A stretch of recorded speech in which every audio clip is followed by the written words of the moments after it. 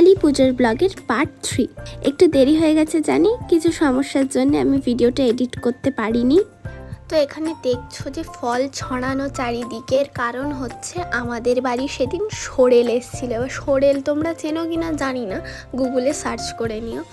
তারপরে দিদি বেরিয়ে বাজার থেকে ফল কিনে দিল, কারণ পুজো দিতে হবে সেই কারণে। এরপর বাতি জ্বালিয়ে দিচ্ছিলাম, যেহেতু নিয়ম আছে আমাদের। এরপর আমরা মন্দিরে গেলাম, মা রেডি হয়ে মন্দিরে চলে গেল, আমি আর দিদিও গেছিলাম সাথে।